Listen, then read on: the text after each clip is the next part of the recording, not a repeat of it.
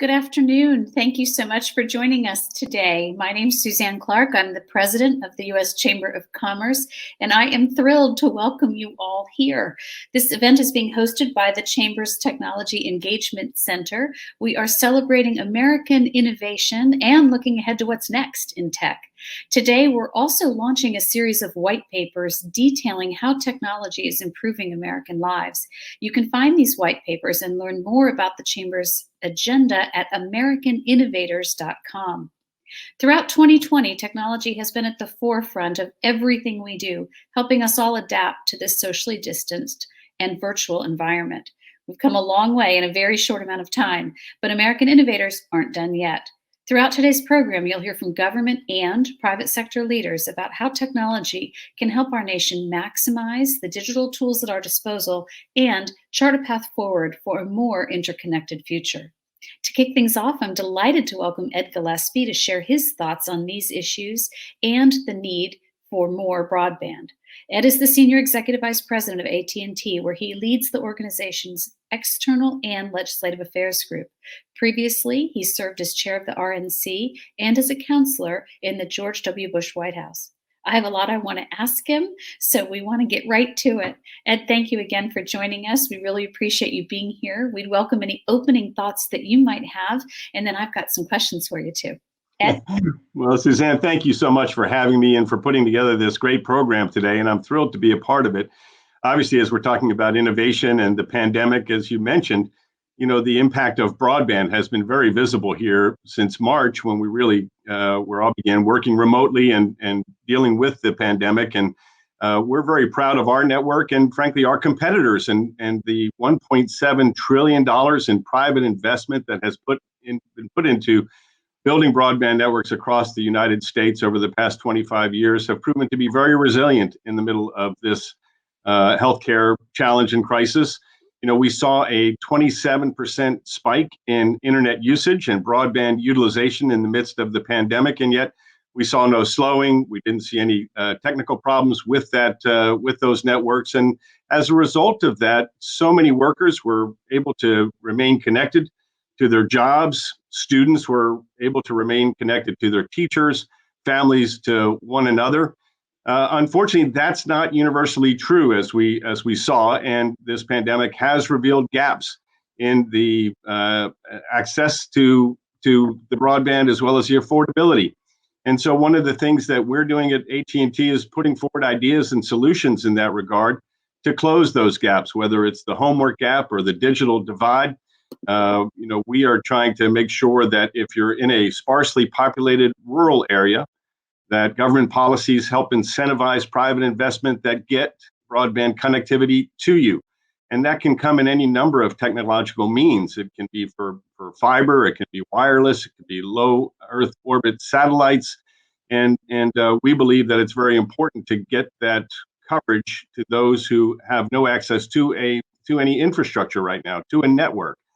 In order to do that effectively, though, one of the things we have to do is we have to fund the Broadband Data Act, which was passed by Congress in March, so that we can measure where where broadband accessibility actually is and where it isn't, more importantly.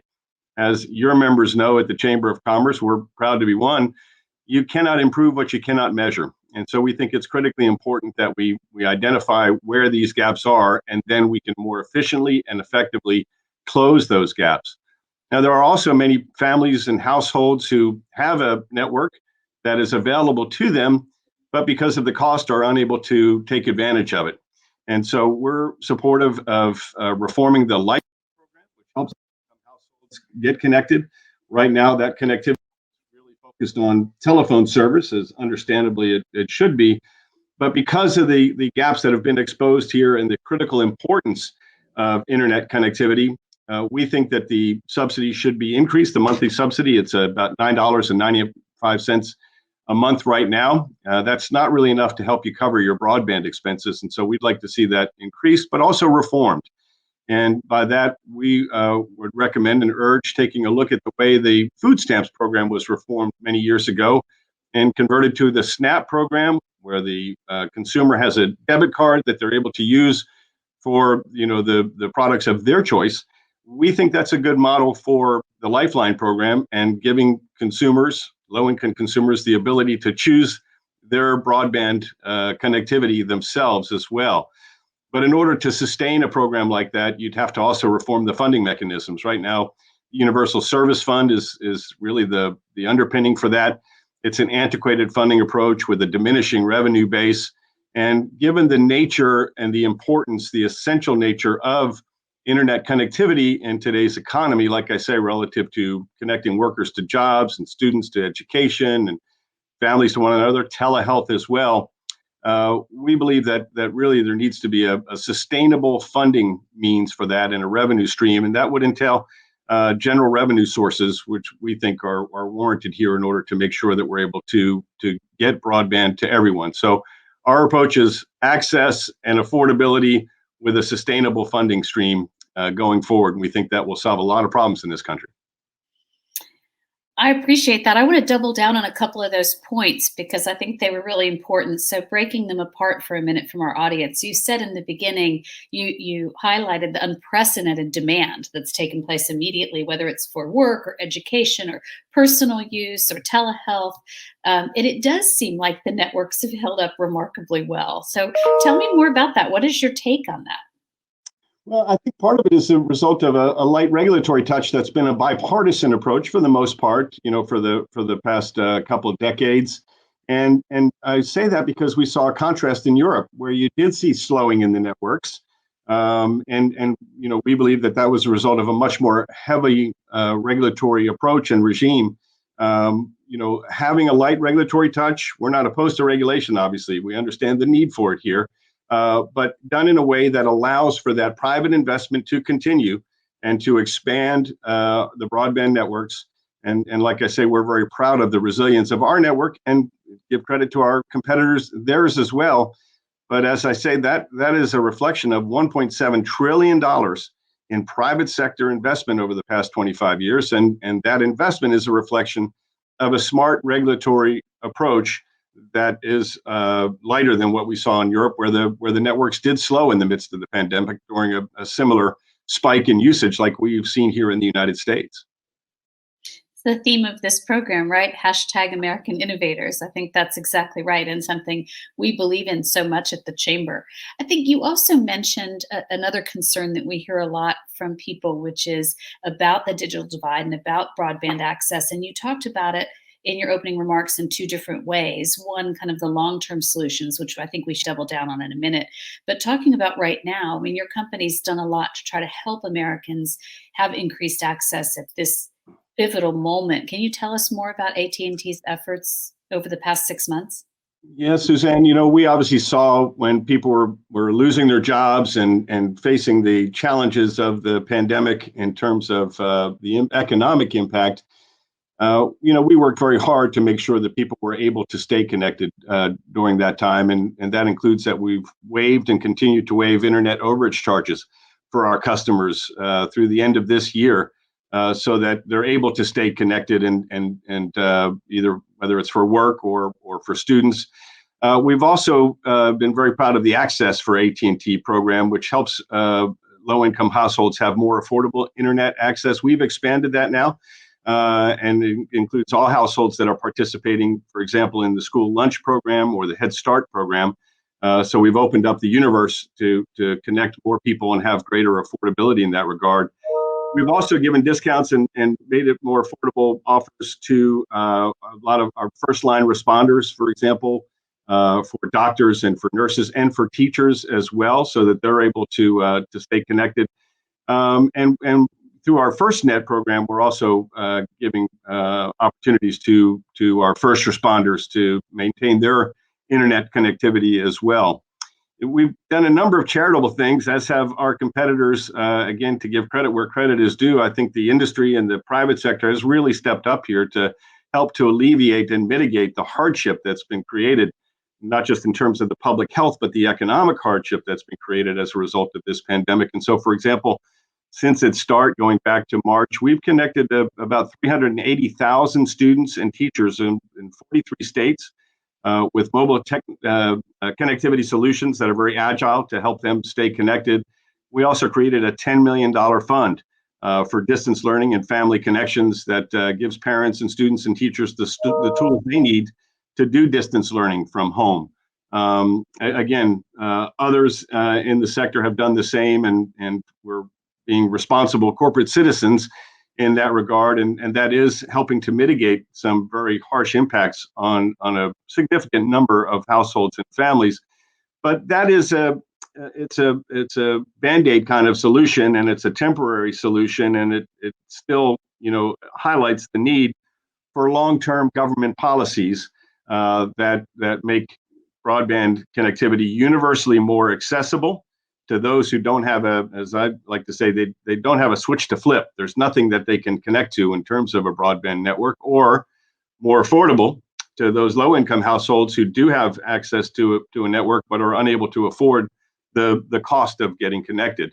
And we believe that the policies that we're promoting and others are promoting as well will help to close both those gaps in terms of access and affordability, and get more people online and have that access that they need for education, work opportunities, and just being able to stay connected with your family in the midst of this pandemic. I think it's so important what you're saying, right? We started with American innovation, what AT&T and other companies have been able to do in this moment to step in at such an important time, including philanthropy. But at the end of the day, the government has to create the right environment and some of the right solutions in order for companies to still be able to both do well and do good, which is certainly a theme around our house quite often. If you were thinking about, you detailed some of the legislative and regulatory solutions, I think, in your opening comments, but this issue can be hard for people to talk about. If you were, as you are today, talking to a business audience, talking to chambers of commerce across the country, and you could get them to get one thing they remember for a new Congress and a new administration here in a couple of weeks, what's the one kind of non-tech song you wish they would all sing to the new government? What do you think they need to hear from us? I think that we need to make clear that, for American families today to not be left behind, there does need to be universal broadband. In order for that broadband connectivity to be effective, it needs to be continuously led by private sector investment and the private sector and the innovation that comes with that. But the private sector alone cannot meet this challenge. And it does require government subsidy relative to low-income households. It does require government incentive for private investment in those rural areas where just the economics of it, there's no return on investment in a purely non-government incentivized manner because of the sparseness of the population there.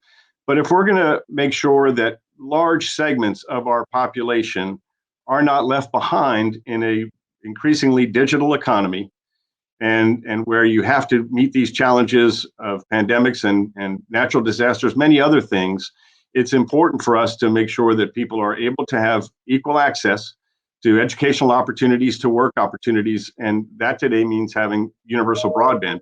And in order to have universal broadband and to meet those demands, you've got to have a sustainable funding approach. We understand, obviously, the importance of food and housing.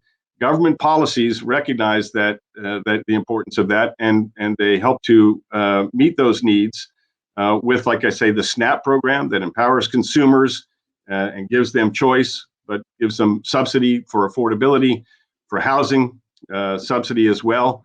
And there are going to be areas in our economy where the economics won't allow for a pure private sector investment and return on that investment. And in those instances, we need to have the government play a role here to ensure that people have that equality of opportunity. We certainly want to help you get that message out, so you can count on us. I have a final question, but before I ask it, is there any closing thought you'd like to leave with the audience? No, I would just like to thank the Chamber for your leadership on so many fronts and so many issues. And I would just, I guess, from a personal note, as you know, Suzanne, I began in this position 6 months ago in April. If it weren't for these networks and the ability for me to do this job and start this job remotely, working with my new colleagues, it would have just been impossible. But we've been able to make it work as a result of the effectiveness of of our network, and again, the effectiveness of other private sector investment in their networks as well. It's so funny. That's kind of the last question I wanted to ask you, which is I've been asking people what they learned about themselves in this, as an American innovator and representing an innovative company. I asked Melinda Gates, what did you learn about yourself working remotely? And she said that I'm never wearing high heels again. Have you learned something about yourself and the way you work and starting this new position in this time? It's funny, a couple things. I live in Fairfax County as you do, and I live near Mount Vernon, so I have to cross a bridge to get into the office, every day in Washington, D.C., and traffic can back up. It can take an hour to an hour and 15 minutes to get into work, and my commute in to work and home from work used to just drive me crazy, and now I find myself missing it. It was the beginning to a day and an end to a day.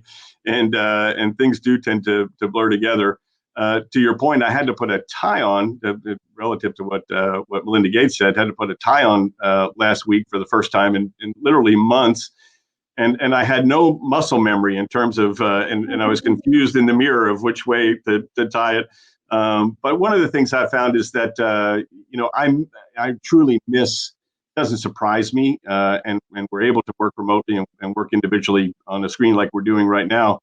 But I really miss people, and miss being able to break bread, to have a meal with folks, to just interact, to have hallway conversations, and as a result of the lack of those personal interactions, those hallway conversations, one of the things I found is, and I'm sure this is true of others participating in this program today, is your email inbox just piles up with little things that you would have handled in incidental contact if you're in an office environment. And I do think clearly the workforce is going to be changed. The nature of it is going to be changed when this pandemic is behind us. But one of the things I think we've come to realize is that while it is doable and we can make it work, the personal interactions, they account for a lot. And I'll be looking forward to the time when we can return to those on a more normal basis. Yeah, I couldn't agree more. Wouldn't it be nice if we had shorter commutes and longer time to break bread and do innovative work? And it's a real pleasure to see you. We're grateful for your support. The things that your company and your industry have done have allowed us to continue to work and get to telehealth and get to teleschool. And we're grateful as a country, and the Chamber's grateful for your support and particularly for being here today. Thank you very much. Thank you for having me, Suzanne. Great to be with you. See you soon. Thanks, everybody, and we'll let you continue with the rest of your program today, and I hope you enjoy the rest of the event.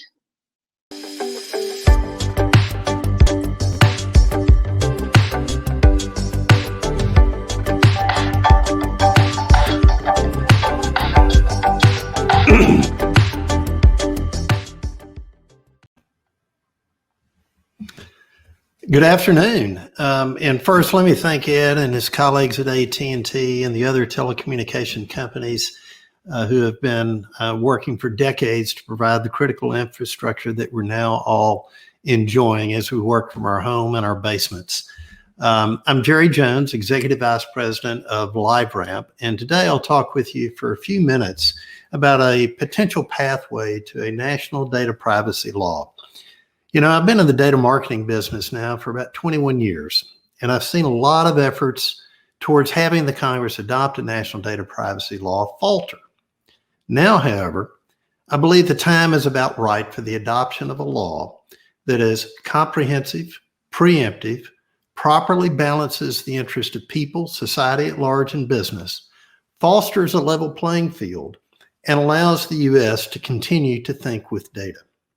Why is this so? There are three primary reasons that I believe that the momentum is there to bear some fruit this time. First, people power. People want better rule sets on how their data is collected and used. All the surveys consistently say this. At the same time, people want the benefits that the availability of data brings to them and enriches their lives. Second, business recognizes there is so much to be gained from such a law. It would bring more certainty for business models, innovation and creation of value to people and business, and protect people's legitimate privacy interest. And then finally, third, Congress is more focused than ever on the importance of getting something done in this arena and getting it done correctly. And frankly, I suspect Congress is a bit embarrassed by one of the effects of its inaction to date, the prevention of the United States from asserting itself as the data privacy superpower. So here we are on the eve of the elections, and depending upon how the Senate rules play out, there will likely have to be bipartisan support to get a law. This means that inevitably there are going to have to be some compromises that must be made. They're not going to be perfect compromises, but they are inevitable if we want our country to enjoy the benefits of a national data privacy law. Now, it's crystal clear that the path to a law has to be paved with the resolution of two very important issues: the scope of federal preemption of state laws and the type of accountability that the law will impose, as well as the critical subpart of accountability, that is, whether there will be some type of opportunity for people to access the American judicial system. And there's a very strong interrelationship between these issues. First, preemption. The answer to that question may very well come from how the accountability issues are resolved. Why so? Well, it's pretty hard for a federal legislator to determine the preemption issue until they are comfortable that the law adequately provides for and protects the interest of their constituents. So let's focus for a minute on the issues of enforcement and accountability. First, there has to be an effective enforcement agency. And of course, the FTC is the natural place to look, but we know that the FTC will also need substantially increased funding and personnel to be able to do its job, as well as some additional authorities and the backup coming from state AGs. Secondly, business must be responsible for more transparency as well as accountability. Clear messaging on collection and use of data, certified audits of collection and use of data, proper diligence on upstream and downstream uses of data, requirements of data impact assessments, and things of this nature. But one size does not fit all by any means, and the requirements of some accountability measures should scale with the size of business and the amount and types of data. The overall level of compliance will be quite high because despite rumors to the contrary, American business has a very good record of actually playing by the rules. So maybe these types of accountability measures will be sufficient to get the job done. But if not, and if there remains a need for the societal pressure relief valve of allowing access to the American judicial system by individuals, then I would suggest that there are two areas where such might be proper. The first is when a business does not comply with a person's legitimate and proper request to have statutorily defined access and control of their data, and the government declines to assist them. In that situation, there ought to be a right to seek injunctive relief. Secondly, if a person has suffered actual physical or substantial economic harm that is directly caused by a material violation of the statute, then it would be appropriate for that person to seek relief, but only in a federal court and only for that type of harm. As we move into the next legislative season, as a business community that exists to serve our customers' needs, let us be united in our conviction that the benefits of a U.S. federal data law are so compelling for our country that we're willing to work very hard in a collaborative fashion to help Congress find the necessary and sufficient common ground to finally get something done. Thank you very much.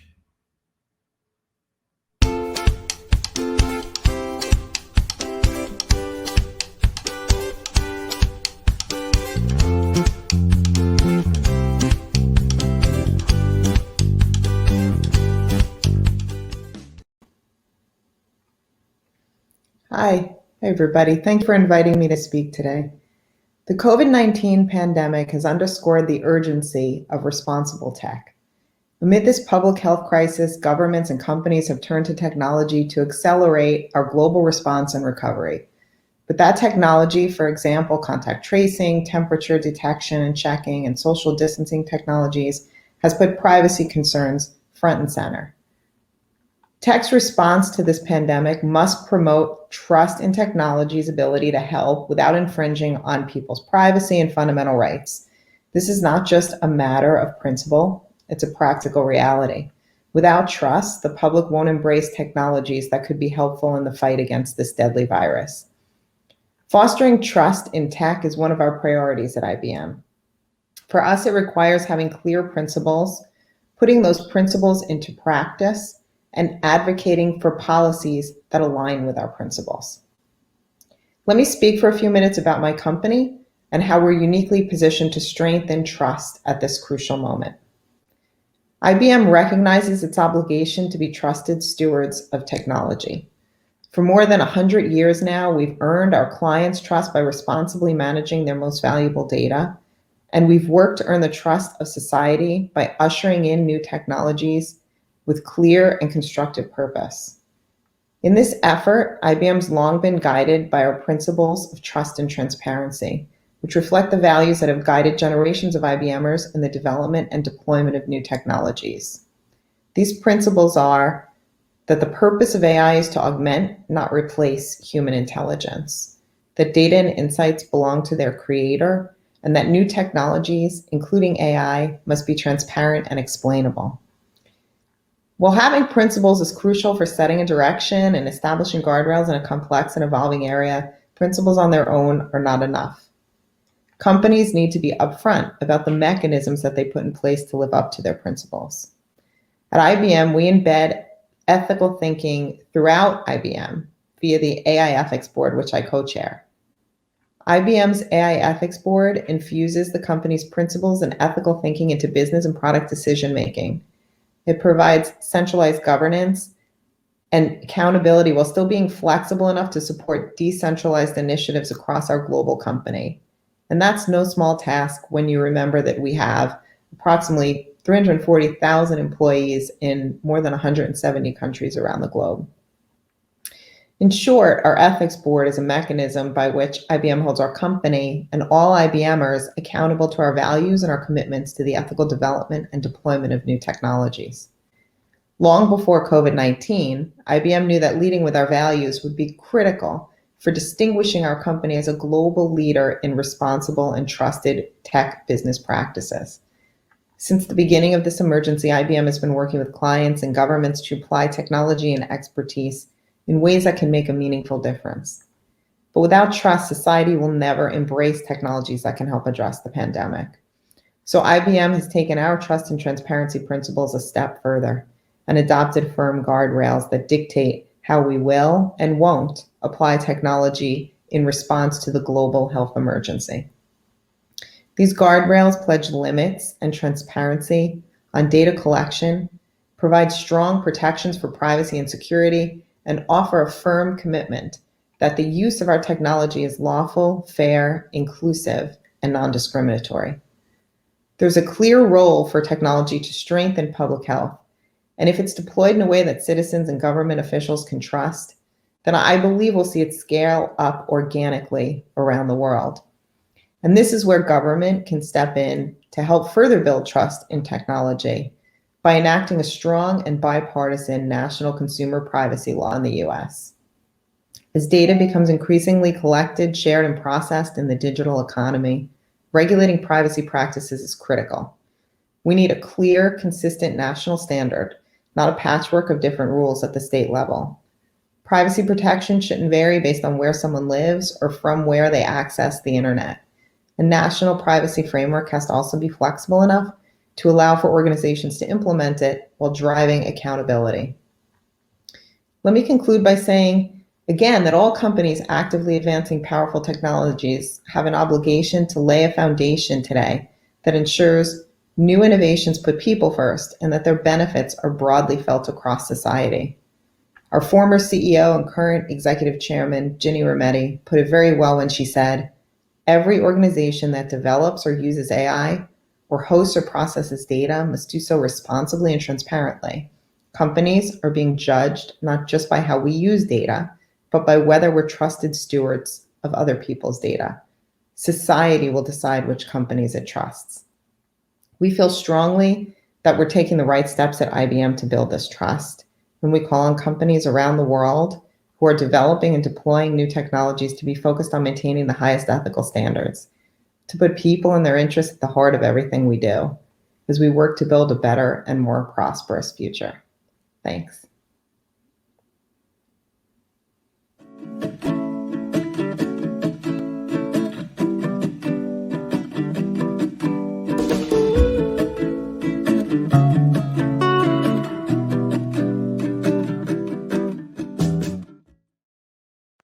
Good afternoon, I'm Suzan Delbenet, and I want to thank the Chamber for inviting me to speak on such an important topic.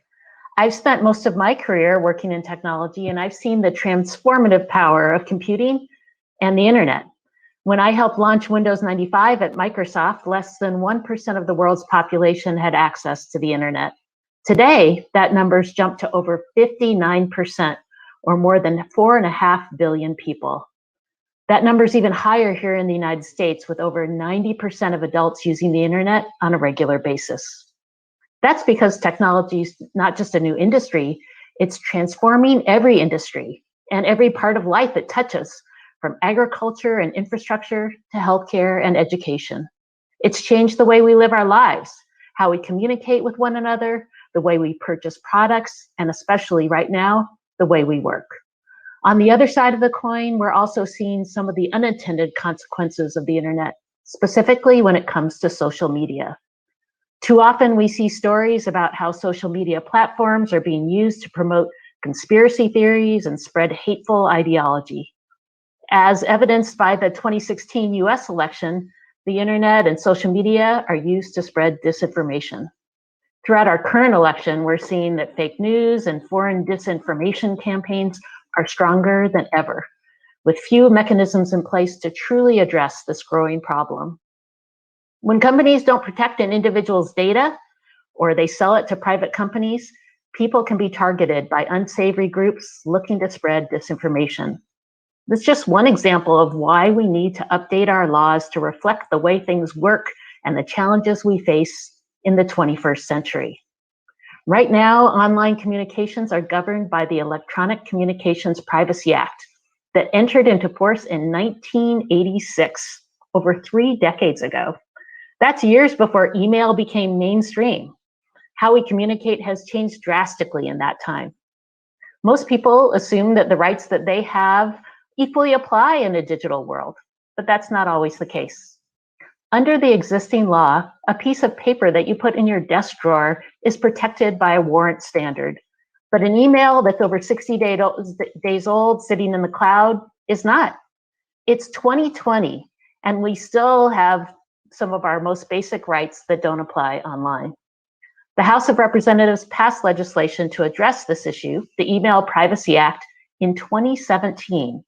However, the Senate failed to act. This legislation would represent a great step forward for American civil liberties in a digital world, and it would ensure that Americans are guaranteed a right most think they already have. But passing the Email Privacy Act is not enough. Americans are spending roughly 24 hours per week online, and a quarter of people say they're on the internet almost constantly. The younger generation, those aged between 16 and 24, are averaging over 35 hours a week. Knowing this, we have a responsibility to ensure consumers have a clear understanding of what happens to their data, and that companies aren't taking advantage of innocent people's most sensitive information. This isn't just about consumer rights, it's about constitutional rights, civil rights, and human rights in a digital world. Data privacy is also critical policy, as it's the foundation to build on as we work to address other issues such as AI or facial recognition. That's why I introduced HR 2013, the Information Transparency and Personal Data Control Act, which would change the way consumers' personal private information is collected, stored, and shared. This legislation would ensure that all users are presented with companies' privacy policies in plain English. Because as we all know, when a screen pops up on a website with a lot of confusing language, it's easier for consumers to just click, I agree, without fully understanding what they're agreeing to. The bill would also require companies to have users opt in before companies can use their most sensitive private information in ways the public may not expect. Right now, at best, consumers have the option to opt out. Companies would be required to disclose who they plan on sharing that information with and for what purposes that information would be used. They'd have to undergo privacy audits by a neutral third party every other year. And companies that don't comply would be held accountable.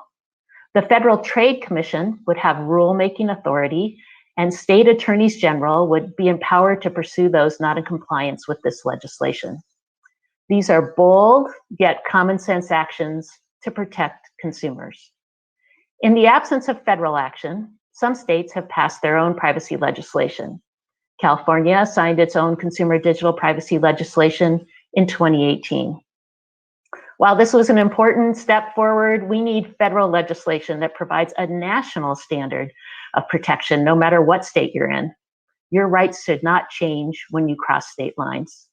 I'm excited about the progress of my bill. It's making it through the House of Representatives. We already have 34 co-sponsors, including the endorsement of the forward-thinking New Dem Coalition, which includes over 100 members of the Democratic caucus in the House. And with so much at stake, it's critical that we pass this legislation and give people around the country the peace of mind that their data is more secure.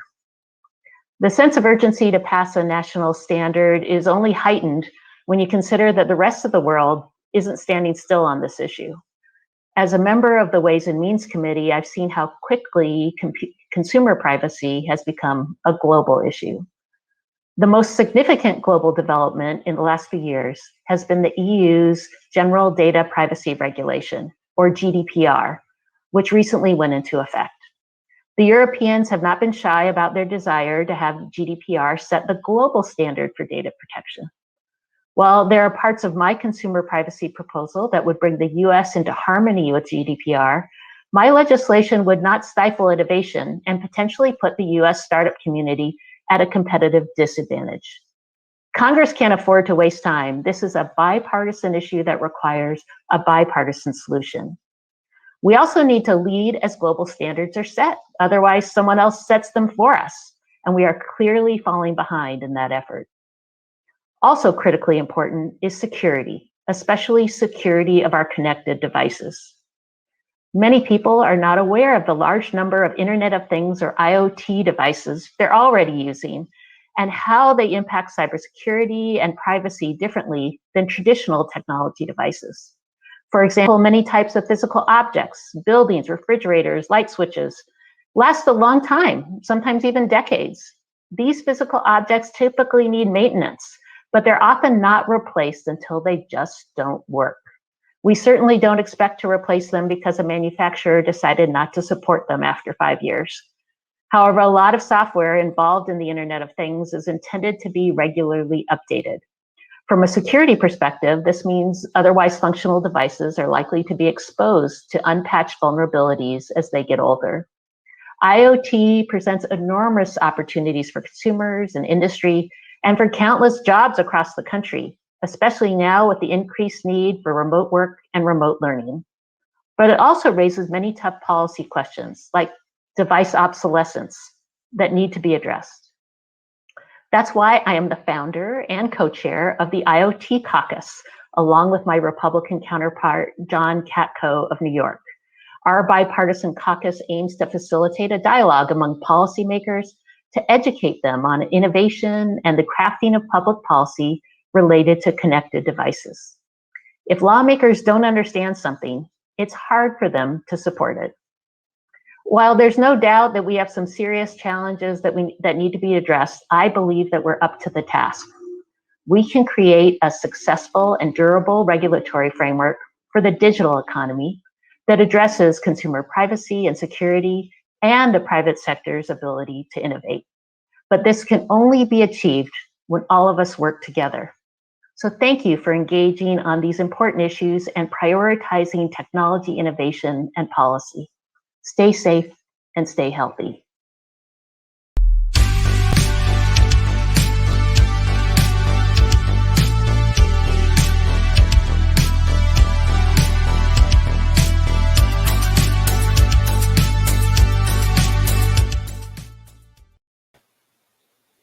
Thank you very much, Congresswoman DelBene.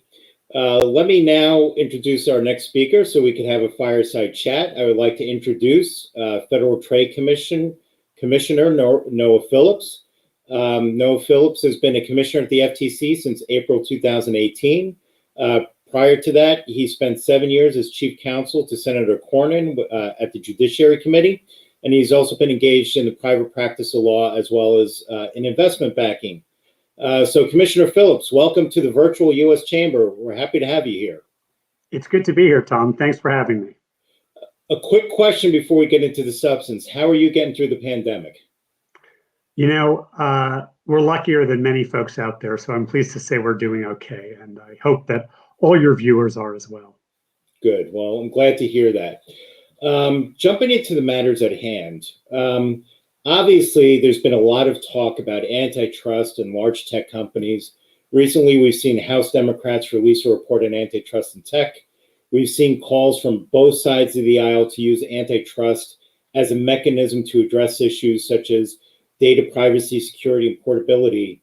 What are your thoughts about using antitrust laws to regulate in those areas?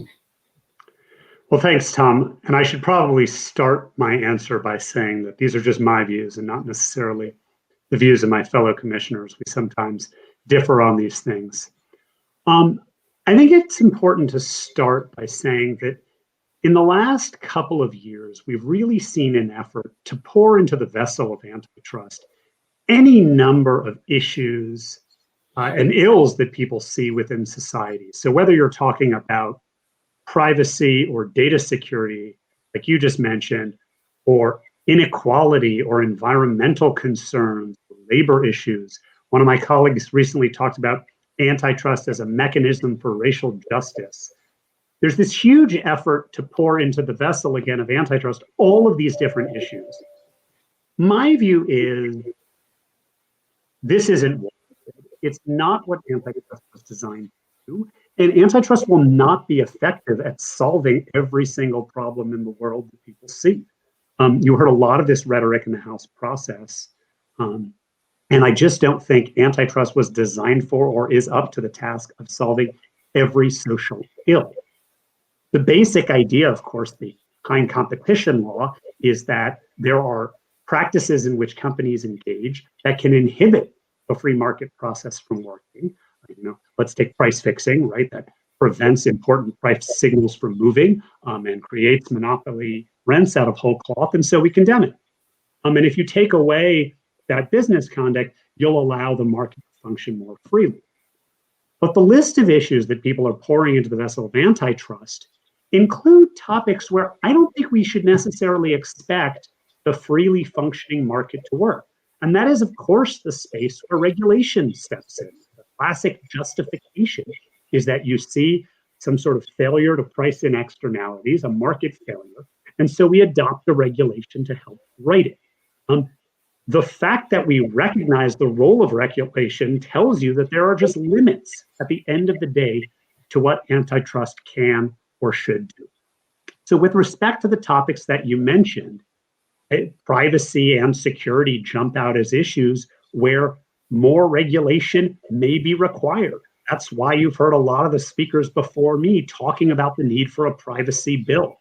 I don't think if we introduced somehow more competition in the market, privacy would necessarily result on its own. And one of the things that I've said lately a lot is that in many senses, those two concepts, while they sometimes align, right, companies might compete on privacy and win customers in the marketplace, oftentimes they're at odds with each other. Privacy at the end of the day has a lot to do with closing off access to information, in particular by firms, and that may be good for privacy, but it might be bad for competition, especially in a world where we think data is valuable. So my view again is that antitrust wasn't designed and won't be effective at solving all the world's problems, and that there are some areas where regulation may be the right thing to do. So with that, I mean, let's drill down into that a little further, right? So if antitrust is a wrong tool, right, and we're not gonna swing a sledgehammer around the house in order to kill a fly. We're probably going to cause more damage, right? Than it probably won't kill the fly in the process. But if we also agree, right, that data privacy and security are legitimate issues that need to be addressed, is a national privacy law the way to go? And if so, what would you like to see in such a law? Sure. So, look, I think you just heard from a number of different speakers, including Congresswoman Delbenet, about the desire to have a national privacy law. I think that's a great thing to hear from our leaders in this country. I think there is a lot of view in the business community, but also critically among consumers about some concerns that people have. And some really important thinking about how to rectify those concerns. I think the most important question, and the question that I always take to Congress when I'm testifying, is to identify first the set of problems that you want to solve with privacy legislation. A lot of the discussion that we have about preemption, about private rights of action, about penalties, things like that, are ultimately questions of tools. They are very important questions, and we need to answer them. But I think the first set of questions is, what are the harms that we're trying to solve? What are the issues we're trying to tackle? And then how do we build tools to address those? And so to my mind, the most important thing, the thing that looms largest in the privacy conversation, is a feeling by a lot of Americans that they don't understand what is happening to their data. They don't understand what data are being collected, how those data are being used, how they're being shared with third parties, maybe from the party collecting. All of those combine, to me, to create an issue of consumer understanding and consumer perception. And I think that's a really important area that Congress needs to target. With respect to preemption and a national standard, I actually think this is a related issue in the following sense.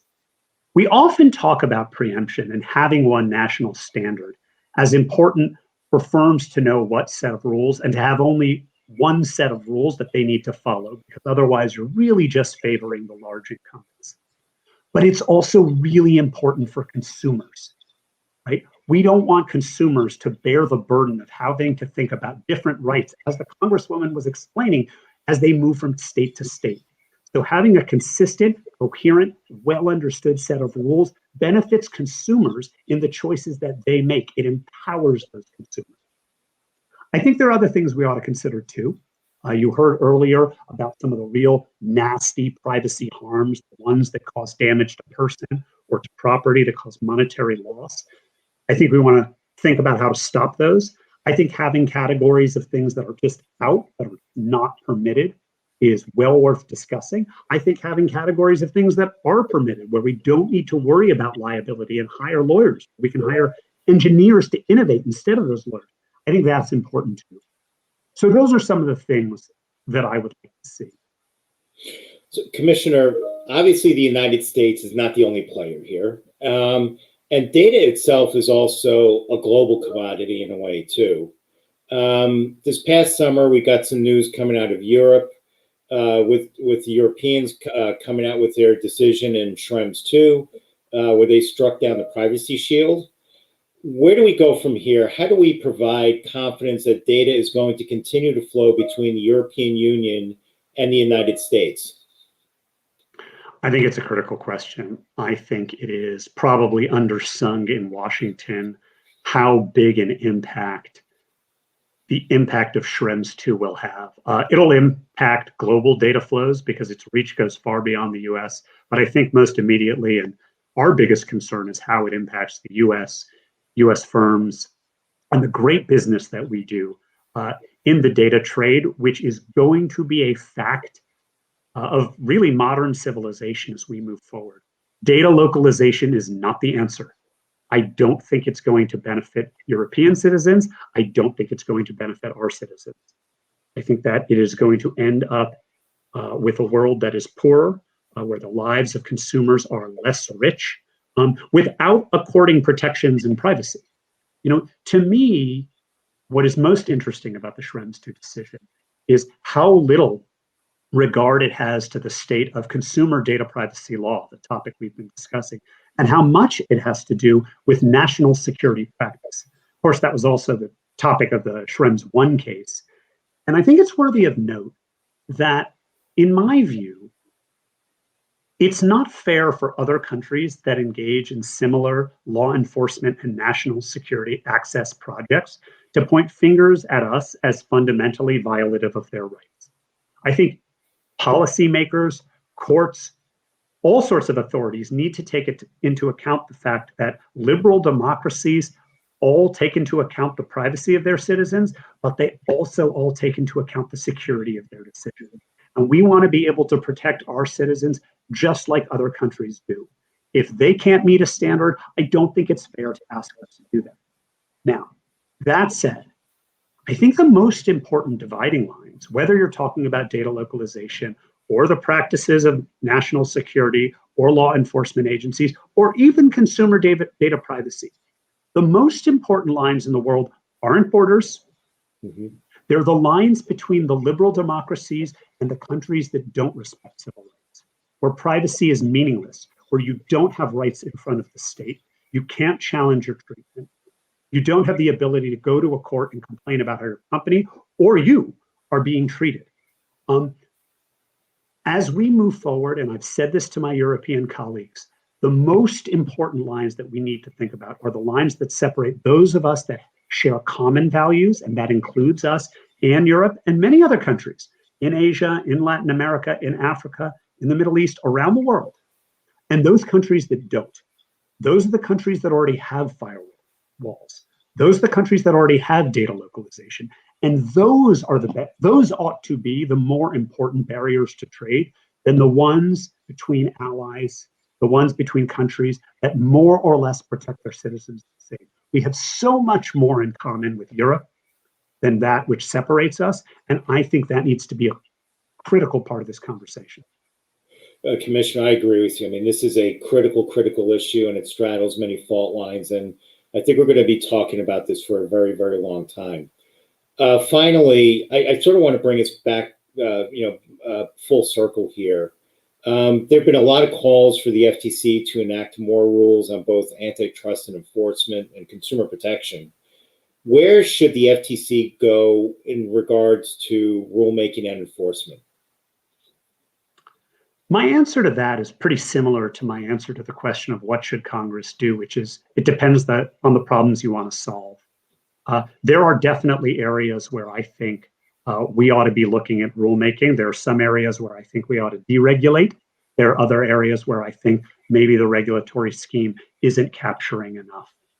But you've seen over the last couple of years a call for, 10 to 15 new rules. It's like almost every case that comes up and you see an announcement of another rule we ought to make. I think it's important to remember, we are not a legislature. We're not designed that way. The rulemaking process is not democratic. And when it comes to making important fundamental value judgments for society, 5 federal trade commissioners, or heaven forfend 3 federal trade commissioners, are not the right way to do that. Really, it ought to be up to Congress to make the important value judgments that structure how our society and how our economy work.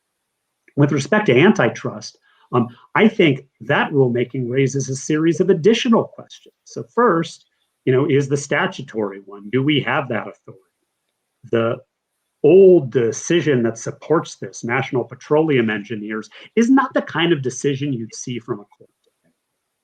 The other thing is, given what I was talking about before, the broad scope of what people think antitrust applies to, whether it's labor or racial justice or income inequality, if you recognize a right to make rules and you start making rules and you believe that the capacity of antitrust is virtually infinite, what you're talking about is delegating legislative authority to an administrative agency for pretty much the entire economy.